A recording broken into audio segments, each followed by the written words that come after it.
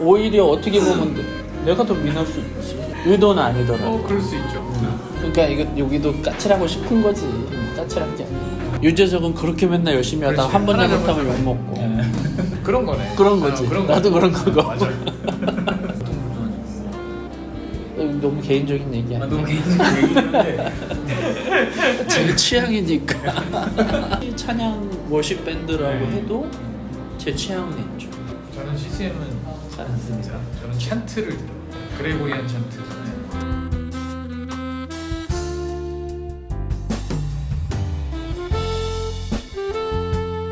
그 연재를 보면서 이 작업이 이런 연구와 이 작업이 계속해서 다수의 집단, 대중의 집단 의식을 좀 낯설게 보는 일이라는 인상을 받았어요. 그러다 보면 두 분이 좀 보편의 의식과는 반대로 가게 되는 좀 프로 불편러가 되는 그런 부분이 있을 것 같은데 어떠신지. 사실 제가 그래서 그냥 민민이라고 제 컨셉을 잡아버린 것도 이제 민이거든요. 그러니까 되게 민한 민이로 잡은 거예요. 그러니까 최소 저는 아니요, 그 미는 약간 까칠하다, 이제 까끌거린다 그런 그좀 태도가 약간 그렇다라는 의미고. 영어로 민하다. You so mean 하면 되게 좀 나쁘고 나쁘다는 표현보다 까칠하다. 이런 뜻이에요. 나한테 이렇게 부친절하냐 이런 거예요. 네, 그래서 MEAN, MIN 이렇게 민민을 다른 거거든요. 그러니까 제가 생각해도 저는 프로 불편러가 맞는 것 같아요. 그냥 모든 걸 볼 때 좀 비판적으로 보고 좀 그런 태도가 없진 않은데 오히려 연재를 하면 할수록 저는 태도가 좀 바뀌었어요. 네, 그러니까 요즘은 많이 바뀌었어요. 뭐 그렇다고 해도 많이 깐깐할 텐데 다른 사람들의 기준에서 볼 때는 그래도 이제 좀 제 스스로가 다른 사람들에게 대중문화 이렇게 이해하면서 우리가 대화의 거리를 찾는 거야 라고 말을 하면서 제 스스로는 계속 깐깐하게 본다면 이건 말이 안 되잖아요. 그러니까 저도 보면서 최대한 이해하려고 노력하고 그 안에 대중의 심리가 있다. 그리고 그렇게 대중문화가 만들어진 데는 사회적 배경이라는 게 있다라는 걸 계속해서 제 스스로 되뇌이면서 보는 거죠. 자기 성찰적 목소리를 가지고 보다 보니까 나중에는 좀 대중문화를 보는 눈이 좀 편해졌다 그래야 되나. 예전에는 다 싫어. 대중문화는 일단 싫은데 얘네가 왜 이런지 연구할 거야 였다면 그게 아니라 지금은 그래 이러니까 이렇게 하는 거지. 이러니까 그 어떻게 보면은 제가 그 마지막에 쓴 글이 이제 그 바디 프로필하고 갓생, 사실 이게 굿즈 이런 것들이 저보다 이제 세대가 다른 사람들의 문화이기 때문에 예전에 제 입장에서 보면 저것들 왜 저래 이렇게 봤을 거예요. 근데 그게 아니라 그들의 나름의 삶과 고충이 녹아 들어가 있는 그렇지. 현상이고 그걸 이해하게 된 거죠. 그러니까 오히려 다른 데 가서는 그 사람들 글을 이상하지 않아 라고 얘기하면 제가 편을 드는 거죠. 아니 이해를 해보세요. 이들이 왜 이렇게 하겠습니까? 라고 하는 그런 식의 논의. 그러니까 MZ에 대해서도 제가 얘기를 할 때도 그런 이야기를 했었던 것 같아요. 그러니까 점점 좀 저는 좀 프로 불편러에서 덜 불편러로 바뀌고 많이 바뀌었어요. 성숙하셨네요. 네, 말은 일단 이렇게 할게요. 많이 착해지셨네요. 말은 이렇게 연재를 하겠습니다. 통해서 제가 좋은 영향을 끼쳤나 그럼요. 봅니다. 그 이분의 영향이 커요. 이분은 네, 저랑 다르게 조금 더 이제 이렇게 좀 전 둥글둥글하니까 네, 좀. 긍정적으로 보시는 부분이 강해서 배워요 늘. 근데 기본적으로 비판적으로 문화를 읽는다라는 말은 뭐 이제 비평이란 말도 쓸 수 있는데 어떤 문화에 대한 자세로 볼 때 적극적이고 능동적인 자세다 이렇게 보셔야 된다고 생각해요. 그렇지 않으면 보지도 않고 알지도 못하면서 덮어놓고 싫어하는 게 되는 거예요. 그러니까 어떤 비판적 접근은 사실 그 사람에 대한 애정이 없이는 못하거든요.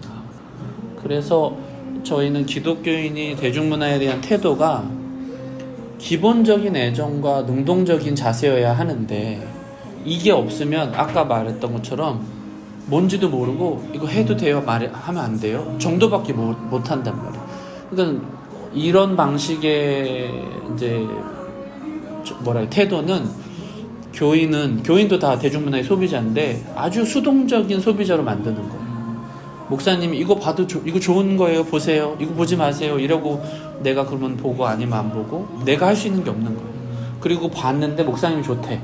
그러면 그대로 다 받아들여야 되고 안 좋대. 그러면 보는데 왠지 좋아하면 안 될 것 같고 그게 결정된 거죠. 그러니까 우리가 얼마나 수동적인 자세를 갖게 되느냐 이건데 사실 비판적 접근이라는 건 이거를 보고 좋아하고 느끼고 아 이래서 좋고 이래서 싫고 그래야 거기서 뭐가 생기냐면 말씀하신 대로 이거는 비판점 부정적이고 이거는 그 나름의 이유나 이해를 하게 되고 좋아하게 되고 하는 게 생기는 거죠.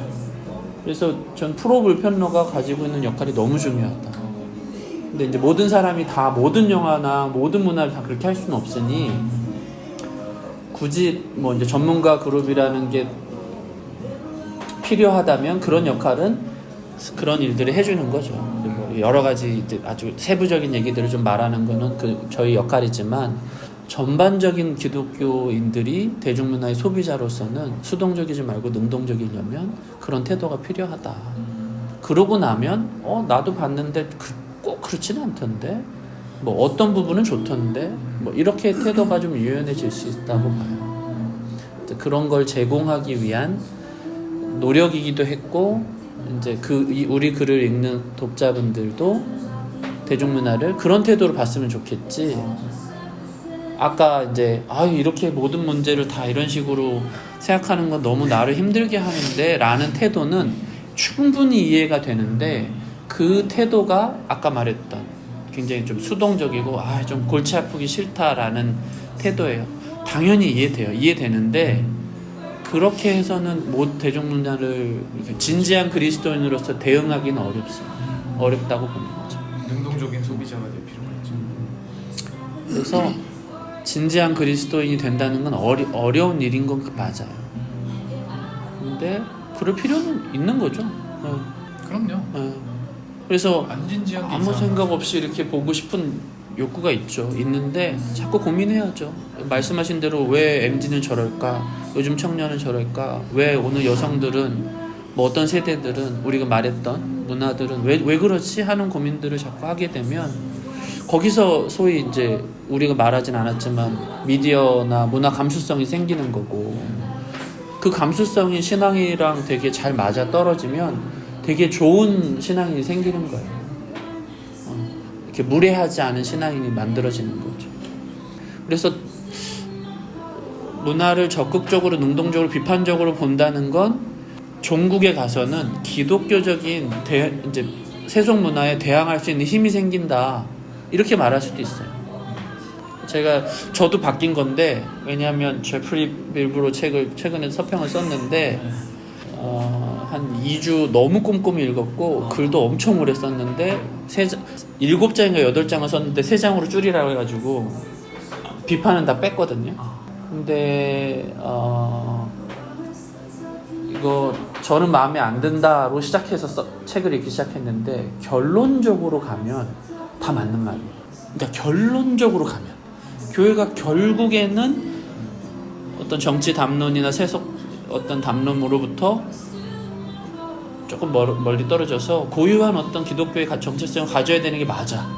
그러니까 결국에는 나는 동의를 했어. 근데 제 불만은 뭐냐면 그걸 알아보지도 못하고 그래서 난 소셜미디어 안 할 거야. 그래서 난 정치 싫어. 그래서 뉴스 싫어.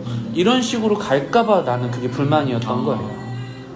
저는 근데 이 비판적 읽기가 그래서 거기까지 가기 위해서는 꼭 거쳐야 되는 과정이다. 근데 이거 덮어놓고 그래서 나는 모르겠고 난 성경만 볼 거야 라고 이 책이 읽힐까봐 너무 걱정인 거지. 그 책에 대해서 동의하면서도 우려가 많습니다. 그분들은 그 고민과 그걸 다 거쳐서 한 얘기가 맞아요. 본인은 영문학자고 강의하고 그 다음에 그 신문의 에디터로 있으면서 세상에 관심을 갖고 그걸 고민하면서도 우리가 가야 될 길은 기독교의 고유한 어떤 정체성이다라고 말하니까 맞는데 그 책을 읽는 독자들이 그러니까 나는 정치도 싫고 뉴스도 싫고 미디어도 싫고 모르겠어 이럴까봐 좀 걱정이 되는 거죠. 이 얘기를 할 때 이민영 박사님이랑 저랑 사실 접근의 방식이 달랐는데 어느 순간 그렇게 다른 게 아니구나 라는 생각들을 자꾸 하는 게 기독교가 가져야 될 정체성, 고유한 정체성은 사실 동의하고요. 근데 이 대중문화라고 하는 이걸 어떻게 이해해야 되냐라고 하는 지점은 또 비슷한 거예요. 우리가 공공신학적으로 공공의 이중의 언어를 배워야 되는 것도 맞고, 근데 거기에서 멈추지 않고 비판적으로 바라봐야 되고, 그래야 기독교가 말하는 가치관을 우리도 가질 수 있고. 근데 이 대중문화를 읽는 이게 없이는 그냥 덮어놓고 거기 뭐 나온다며 그거 보지 마, 나쁜 거야, 이거밖에 못하는 거지.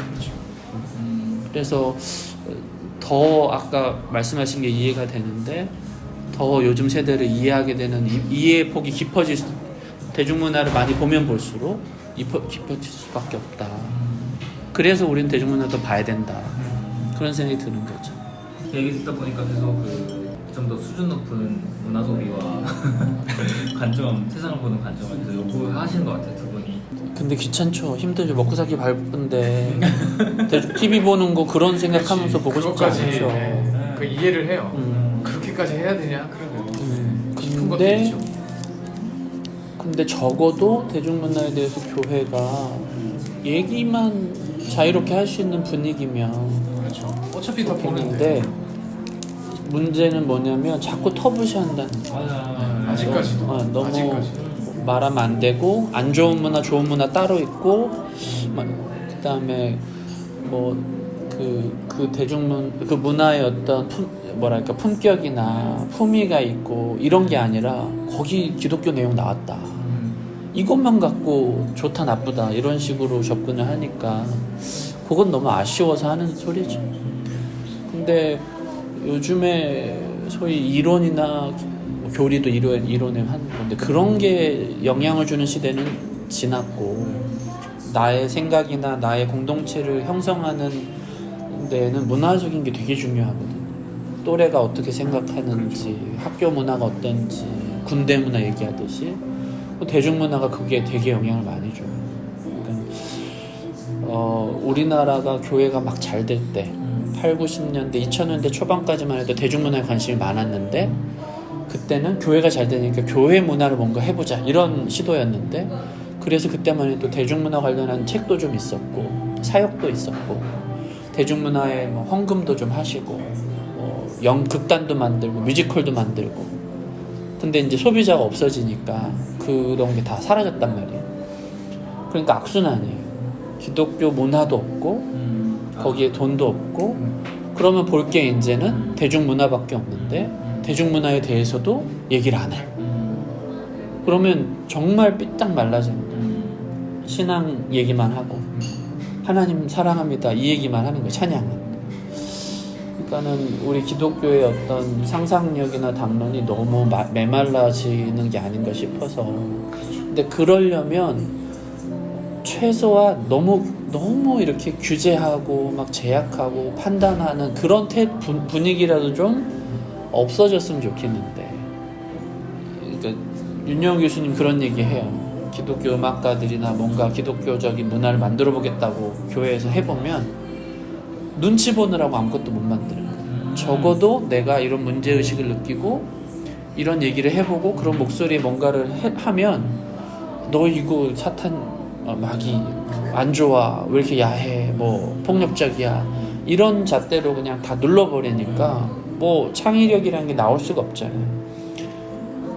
문화 소비를 얘기하는 거지만 이제 그런 것까지 다 마찬가지. 그러니까 이게 이제 생산하고 창작자까지 안 가더라도, 예를 들면 어떤 문화를 보고 난 이렇게 생각해 저렇게 생각해를 자유롭게 말할 수 있어야 뭔가 나오는데, 문화 자체가 너무 어떻게 그렇게 생각할 수 있냐, 예수님만 얘기하고 성경만 얘기하는 문화로 쫙 쪼그라드니까, 그래서 문화에 민감하고 그런 사람은 교회에 못 나오는 거죠. 재미없지. 내가 그러지.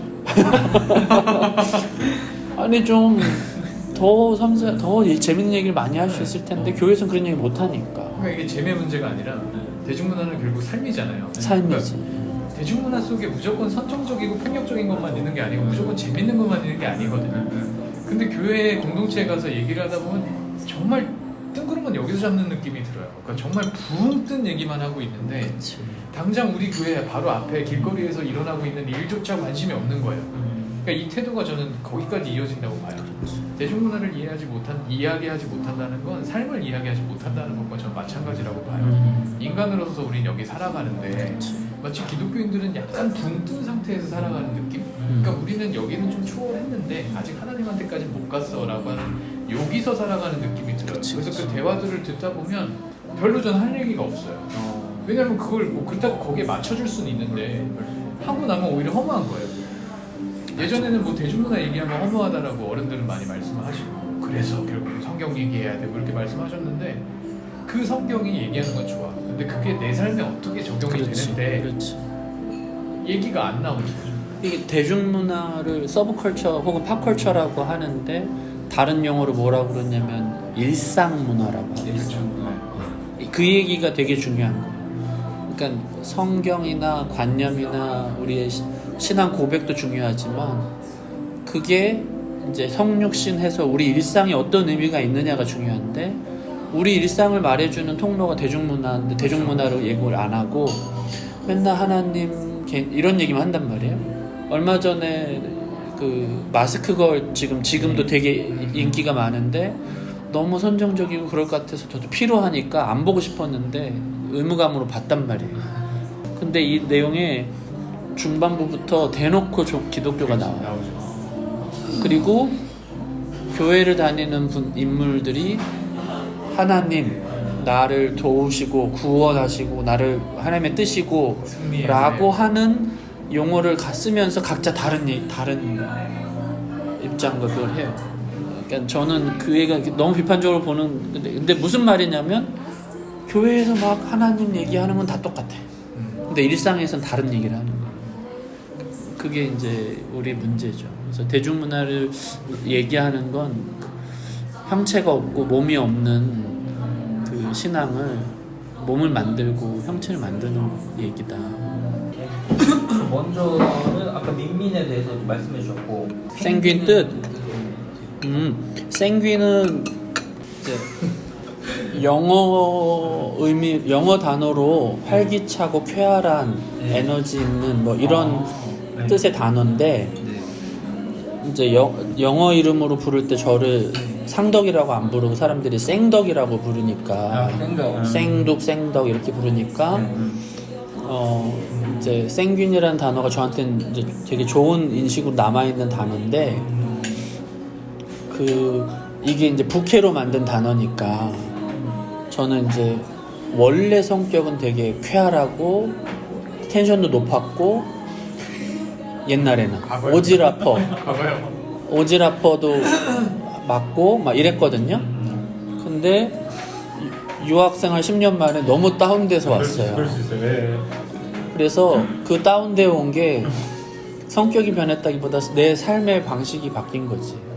앉아만 있어야 되고 뭔가 해야 되고 제 성격은 막 여행 다녀야 되고 막 사람 만나야 되고 그랬었는데 그래서 그러지 못하는 삶에 대한 어떤 아쉬움으로 부캐라도 쾌활하게 진짜 더 안 됐어. 근데 이것도 되게 웃긴 게 뭔지 알아요? 이분은 이름 미인민 해놓고 자기가 되게 까칠할 것처럼 그러잖아요. 근데 굉장히 사람들의 반응이나 이런 거 신경을 많이 쓰는 스타일이에요. 그래서 남 싫은 거 절대 안 하는 말도 잘 못하고 자기가 싫으니까 남들한테도 그런 게 있는데 맞아요? 네. 근데 저는 생각보다 말 잘해요. 난 착해요. 그러니까 오히려 어떻게 보면 내가 더 민할 수 있지. 의도는 아니더라도. 그럴 수 있죠. 그러니까 여기도 까칠하고 싶은 거지. 까칠한 게 아니야. 아니 근데 저는 저 별명이 그 그러니까 미국에서 유학할 때 조교할 때 생긴 별명이에요. 미인하다고. 왜냐면 제가 이제 그레이딩을 할 때 점수를 줄 때 학생들 점수를 줄 때 일부러 중간고사 때 점수를 굉장히 낮게 줘. 그럼 이제 자극이 돼서 기말고사 때 쭉 올라가니까 그때 이제 좋은 점수를 확 줘버리거든요. 그러니까 이제 제가 중간고사 때는 항상 점수를 낮게 주는 걸로 유명해서 되게 미나다. 근데 알고 보면 나쁘진 않다. 뭐 이런 식의 이제 그렇게 불렀대요 애들이. 근데 어느 날 그걸 듣게 된 거예요. 그래서 그때부터 쓴 별명이에요. 그렇구나. 근데 본심은 그런 게 아닌데 이제 성적을 올리려면 그러니까 학생들이 능력을 끌어내려면 처음엔 좀 비판적으로 해야 그래. 얘네들이 좀 듣고 약간 아 그래 내가 전략적인 공부해야 거지. 되겠다. 네. 차도남 같은 거죠. 그런 거예요. 박명수가 이미지가 그랬다가 한번 이렇게 딱 하면 사람들이 네, 그러니까 편하긴 해요. 좋아하고. 네, 그럼 편하죠. 유재석은 그렇게 맨날 열심히 하다가 그렇지. 한 번 하나 잘못하면 잘못하면 욕먹고 그런 거네. 그런 거지. 나도 그런 거고. 맞아. 유재석이랑 박명수. 약간 그러네. 딱 맞진 않지만 약간 비슷하네. 네, 그런 느낌이죠. 그 소개가 너무 재밌습니다. 이 합성 테이프들을 쓰레기통에 넣으려다가 이것이 많은 선택이 심각하게 고민했고 직접 공부해서 밝혀내기로 마음먹었다 이런 네. 얘기 썼었는데 싫어? 아 이거 싫어요. 아 싫어? 네, 이거 그러니까 저희 때 유행이 이제 낮은 울타리라고 하는 선교단체에서 이거 언제였습니까? 이게 학생 때였어요? 중학생 때. 중학생 네. 때. 아. 제가 이제 큰 교회를 다니고 있었는데 중학교 때 수련회를 갔는데 거기 이제 그 대표님이 와서 세미나를 한 거죠. 대중문화 세미나. 그래서 이제 한 2시간 반 동안 대중문화가 얼마나 나쁜 건지, 얼마나 사탄의 전략인 건지, 막 이제 막 그런 거를 세미나를 막 하셨어요. 근데 이제 그 당시에 제가 중학생이었는데 이제 어머니가 수련회 간다고 반바지를 새로 사주셔서 그걸 입고 갔는데 거기에 이제 도마뱀 무늬가 있었다. 도마뱀이 잔뜩 있었거든요. 근데 이제 마침 그때 세미나가 이제 사탄의 심볼 막 이런 거였는데 거기에 도마뱀이 도마뱀이 있었어요. 하나 있었어. 그 이제 이집트에서 지혜를 상징하기 때문에 이건 사탄의 상징. 그래서 제가 수련을 내내 이제 사탄의 자식이 된 거죠. 저 바지 적어서 사탄. 근데 그게 전 되게 충격적으로 다가왔던 거예요. 그러면서 이제 그 낮은 울타리라고 하는 그 단체의 그런 접근법이 굉장히 충격적인데 호기심이 생겼고 그래서 듣다 보니 이거 대중음악 들으면 안 되는 것 같고 백워드 매스킹 뭐 이런 이야기 나오고 막 그러니까 안 될 것 같다 그래서 정말 다 버리려고 했어요. 근데 그러면은 뭘 들어야 되지라는 생각을 하고 있을 때쯤 그 세미나에서 마지막에 자기네들이 이제 곧 월간지를 낼 건데 거기서 이제 좋은 음악을 추천을 해주겠다라고 하는 거예요. 그래서 제가 중학생 때 첫 이제 구독을 한 거죠. 그 없는 용돈을 모아서 첫 구독을 했던 게 낮은 울타리. 낮은 울타리 1년을 구독을 하고 그래 무슨 음악을 추천해주는지 보자. 내가 이 음악은 들어도 되는 거 아니야. 그리고 나서 만약에 정말 이거랑 반대면 이건 다 버리겠다. 교회 음악이 아니라 음악일 줄 알았어요. 근데 추천해주는 음악이 다 CCM인 거야. 그러니까 저는 그때 이미 뭐 제가 그때 제일 좋아했던 게 건즈 앤 로지즈 막 이런 음악 듣고 그랬던 시대인데 뭐 맨날 나오는 게 뭐 맨날 그냥 CCM 음악만 추천을 줄줄줄 해주고 있으니까 만족이 안 되는 거죠. 그래서 정말로 다 버리려고 하다가 안 듣긴 했거든요. 정말로 다 버리려고 하다가 이건 아닌 것 같은 거예요. 그리고 또 하나 의문이 들었던 건 이게 나쁘다는 걸 지들은 어떻게 알아? 그럼 지들은 들은 거 아니야? 그럼 자기네들은 들으면서 남의 들으면 안 돼. 그럼 내가 공부를 해서 이게 옳은지 그른지 내가 판단하겠다 라는 생각 그때 했어요. 그리고 이제 잊혀지긴 했죠. 왜냐면 그 다음에는 제 꿈이 바뀌었기 때문에 뭐 그건 이제 수련회 때 잠시 은혜를 받아서 그런 꿈들을 꾸고 1년의 과정이 있다가 그래서 이제 전혀 다른 직업을 하고 싶었는데 다시 어떻게 하다 보니 이쪽으로 돌아오면서 아, 내가 예전에 오래전에 했던 걸 다시 한번 꺼내서 해보고 싶다라는 생각이 들었어요. 근데 이 에피소드는 정말 사실이에요. 그 영향이 낮은 울타리라고 하는 선교단체의 영향이 저는 가장 컸던 것 같아요. 지금도 공부를 하는 제 입장에서. 그러니까 아까 말씀드렸듯 1세대 문화 연구라고 하는 것이 그것이 저한테 어떤 원동력을 주긴 한 거, 동기가 되긴 한 거죠. 그것이 아닌 문화 연구는 뭐냐라는 생각을 하게 된 거죠. 그때 핑크 플로이드를 제일 좋아했어요. 핑크 플로이드는 그 이후에요. 그 이후에 이제 핑크 플로이드를 제일 좋아했고 많이 들었는데 왜냐면 이제 낮은 울타리가 날 설득하지 못했기 때문에 전 대중음악을 계속 들었거든요. 핑크 플로이드는 제가 되게 좋아했던 밴드고 그건 이제 고등학교 올라가면서 되게 사회 비판적인 생각을 많이 할 때 프로그레시브라고 하는 장르가 있다는 걸 알았고 되게 사회를 막 그냥 다 씹어먹는구나 막 그런 이제 생각을 하고 있었는데 그러면서 음악을 듣다가 이제 미국에 나중에 유학을 가서 이제 저희 선생님을 만나게 되고 지도 교수님하고 얘기를 하다가 이제 핑크 플로이드 너 뭐 대중음악 공부하고 싶은데 너 뭐 음악 좋아하냐? 저 핑크 플로이드 좋아한다 했더니 저희 지도 교수님 핑크 플로이드 왕팬이었던 거예요. 그래서 너는 핑크 플로이드를 좋아하면 신학을 할 자세가 된 애다. 나랑 같이 가자. 그래서 이제 카피 밴드가 1년에 한 번씩 공연을 왔거든요. 핑크 플로이드는 해체가 된 상태였기 때문에 핑크 플로이드 카피 밴드 공연에서 이제 같이 가서 음악 듣고 위스키 마시고 그래서 가까워졌고 그러면서 이제 공부를 계속 하게 되고 핑크 플로이드로 큰 영향을 주긴 했죠. 저한테 비판적인 시각. 답답하지. 아름다운 거 얘기해 줘요. 아름다운 거? 네. 아니, 그 나는 사실 저는 반대예요. 근데 반대. 예, 저는 기독교 교회에서 자라서 교회 CCM만 듣고 자랐고 CCM. 예, 거기서 못 해본 문화적인 어떤 뭐 음악적인 거라든지 그런 것들을 오히려 받아서 깨우치고 뭐 좋아하고 그래가지고 제가 받은 영향의 음악은 물론 이렇게 막 소위 말하는 나주니타리 같은 느낌도 있지만 CCM에서도 90년대가 이제 제일 중흥기인데 그때는 뭐 음악적으로도 수준 높았고 그 다음에 메시지 자체도 거의 뭐 그 대중가요보다 더 멋있는 가사들 고민도 많이 담겨 있고 그래서 제가 손영지 씨를 되게 좋아하는데 손영지 씨가 낸 그 음반 같은 거 보면 뭐 서른이라는 노래가 있는데 그 노래는 좋아요. 깨달은 지 얼마 안 됐는데 서른이면 원래 뭔가 될 줄 알았는데 그렇지 않다.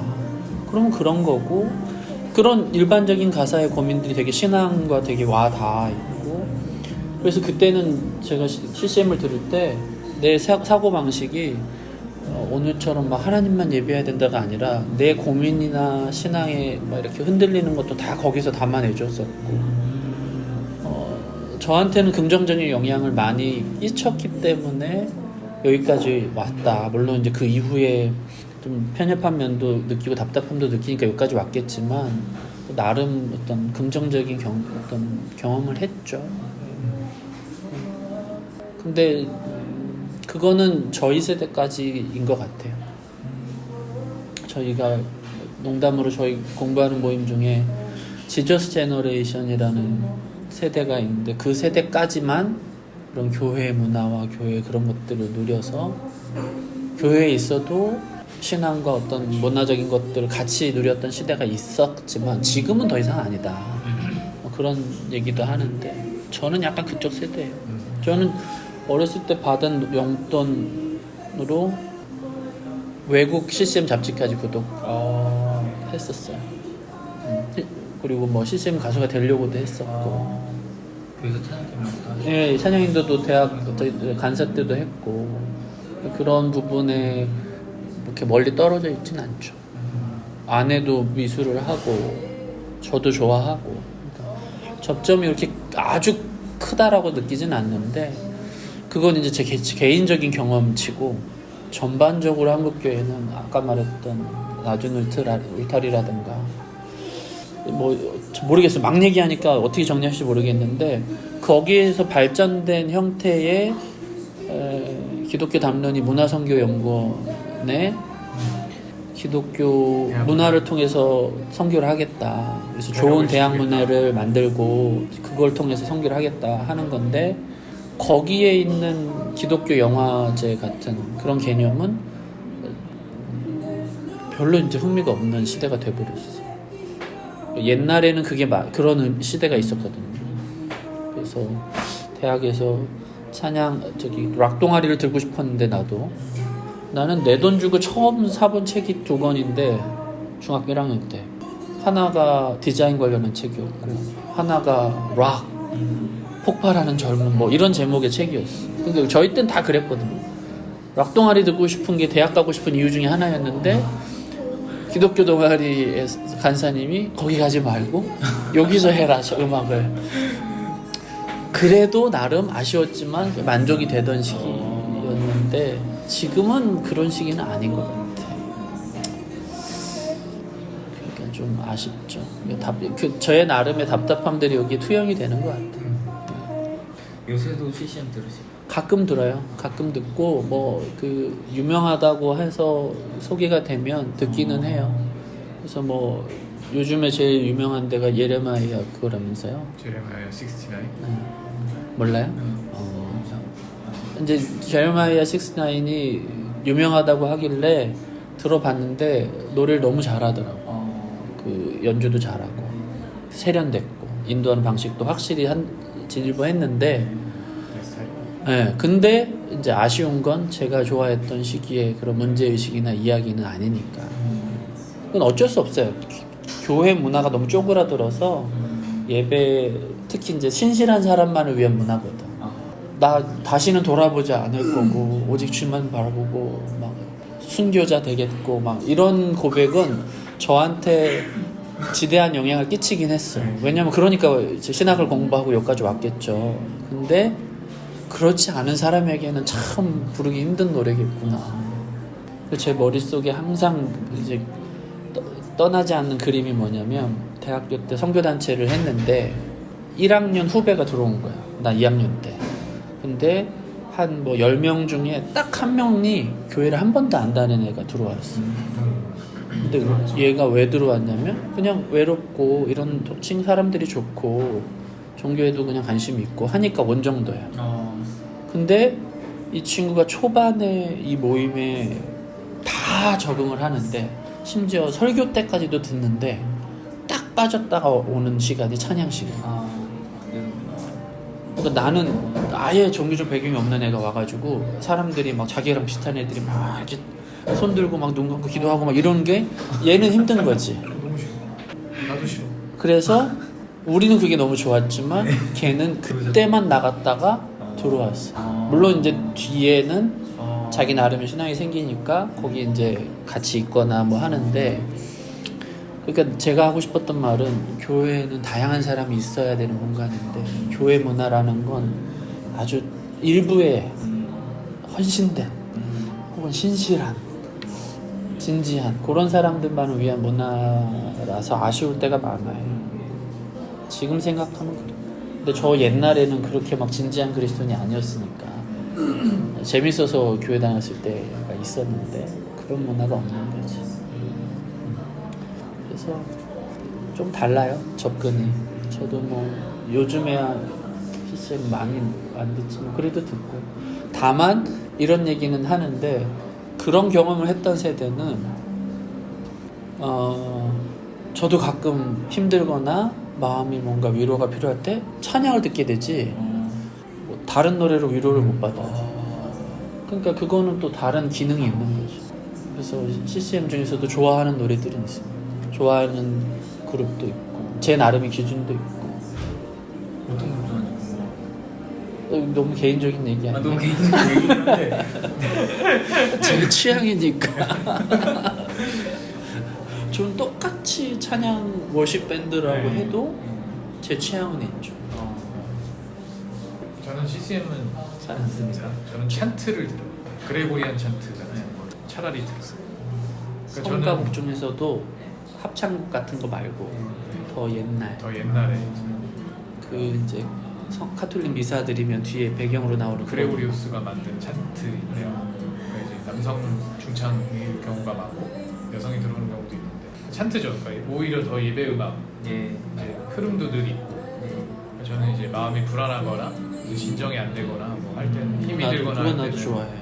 저는 그레고리안 찬트 차에서 저것도 좋아하잖아요. 켈틱.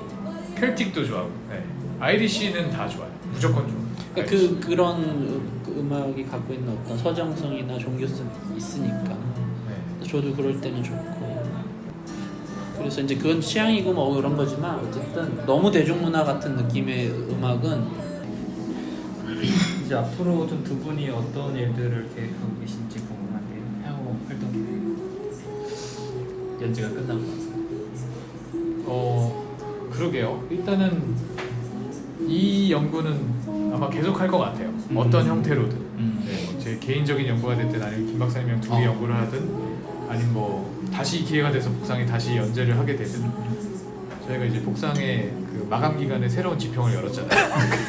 이제 저희 스타일로. 그래서 계속 이 연구를 할 것 같아요. 일단은 여기와 관련된 대답은 그거인 것 같아요. 그러니까 계속해서 저희는 문화를 연구를 할 거고 계속해서 그걸 한국교회와 한국기독교회에 보급을 하는 일을 해보고 싶어요. 언젠가는 저희의 관점도 또 바뀌겠죠. 4세대, 5세대가 나올 텐데 그러려면 반드시 3세대는 거쳐가야 된다고 생각을 하고 어떤 일종의 사명감? 뭐 저희만이 갖고 있는 사명감일지 모르겠지만 일단은 그래서 이 작업은 계속해서 하고 싶고 그걸 제외하고는 뭐 학교에서 강의 계속 할 거고요. 계속 그렇게 살아가겠죠.